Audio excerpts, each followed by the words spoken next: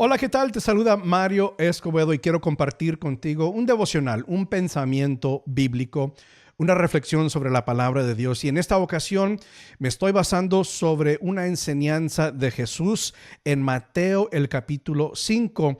Mateo capítulo 5 es parte del Sermón en el Monte, donde encontramos las bienaventuranzas que Jesús compartió. Y realmente en este Sermón del Monte vemos las expectativas o las esperanzas que Jesús tiene de sus seguidores. Y quiero que veamos una porción en particular. Está en Mateo 5, versículo 43 y 44, donde Jesús dijo lo siguiente: ¿Han oído la ley que dice, ama a tu prójimo y odia a tu enemigo?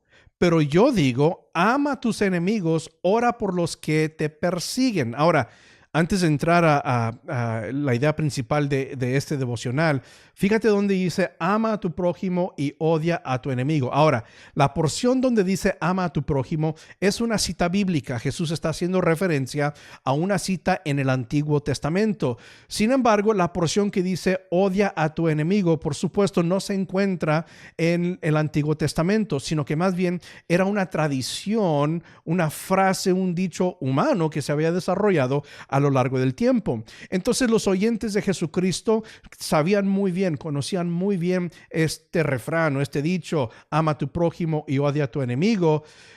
Pero no es que toda esa frase era parte de la Biblia, nada más la parte que dice ama a tu prójimo.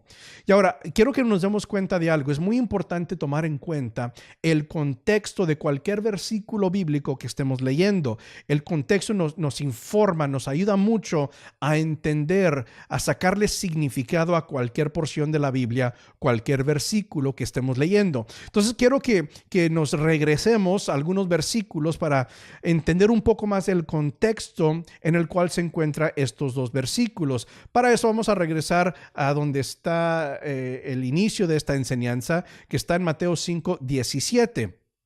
Y aquí está una cosa importante que dijo Jesús. Dijo lo siguiente: no malinterpreten la razón por la cual he venido. No vine para abolir la ley de Moisés o los escritos de los profetas. Al contrario, vine para cumplir sus propósitos.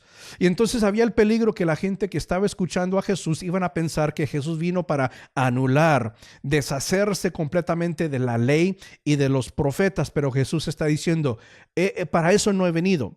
De hecho, en mí, en mis enseñanzas, en mis acciones, de hecho, en mi persona, están viendo el cumplimiento de la ley y de los profetas. En este caso, Jesús estaba diciendo, yo he venido para dar el verdadero espíritu, la verdadera esencia de la ley y de los profetas.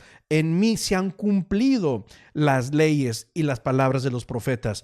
No he venido para abolir, no, para nada. He venido para cumplir. En mí se realizan todas las leyes del Antiguo Testamento y todas las profecías de los profetas del Antiguo Testamento. Y entonces Jesús entra y elabora un poquito más cómo es que en él se han cumplido las leyes y las profecías del Antiguo Testamento. Entonces, por ejemplo, en todo este pasaje, en el capítulo 5, ves a Jesús decir repetidamente, han oído la ley que dice, pero yo digo.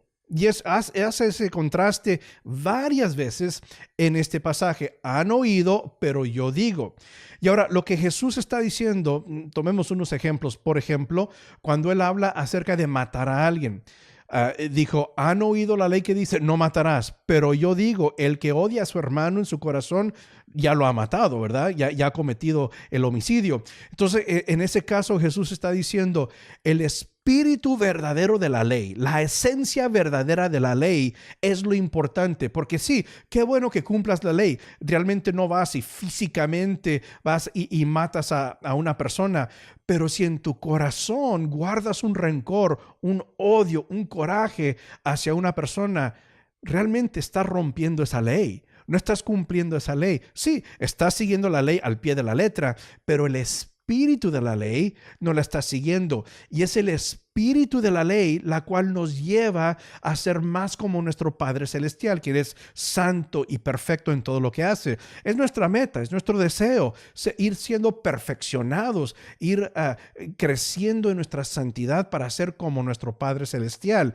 Y si tú cumples la letra de la ley, pero no el espíritu de la ley, realmente no estás avanzando en esa santidad y en la imagen de Dios. Jesús también dijo en esta misma enseñanza: han oído la ley que dice no cometerás adulterio, pero yo digo, si ves a una mujer con ese deseo de adulterio en tu corazón, ya has cometido adulterio, ¿sí?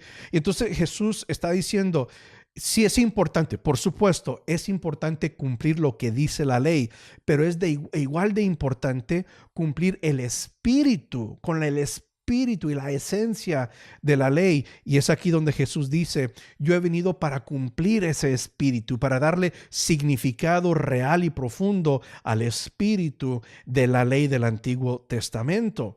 Y entonces Jesús realmente aquí en esta enseñanza, en este pasaje, está llamando a sus discípulos, a sus seguidores, incluso a ti y a mí, que vivamos a un nivel más arriba.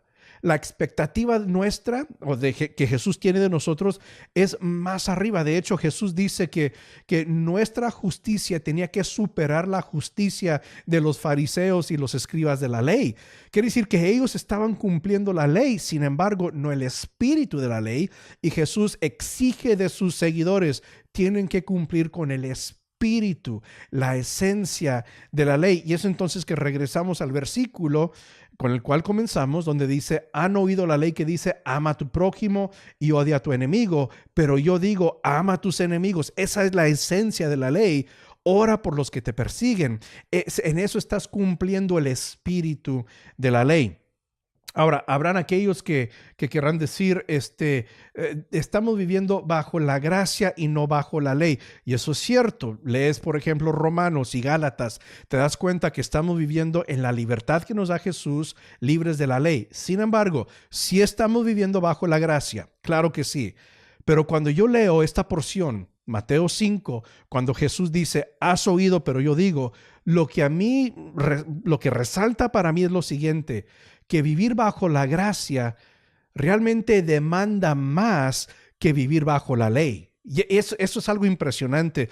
Eso puede trastornar tu pensamiento, porque nosotros pensamos que vivir bajo la gracia es una vida de libertad sin ninguna preocupación, ningún pendiente. Pero según la enseñanza de Jesús en Mateo 5, vivir bajo la gracia exige más de nosotros. Porque no estamos nada más cumpliendo la ley como está escrita, sino que estamos cumpliendo con el espíritu de la ley, la esencia de la ley que nos lleva más allá, exige más de nosotros que solamente lo que está escrito en la ley. Entonces, vivir bajo gracia es fabuloso, excelente, es lo que Jesús nos ha dado, pero aún así exige más de nosotros vivir bajo la gracia que Jesús nos da.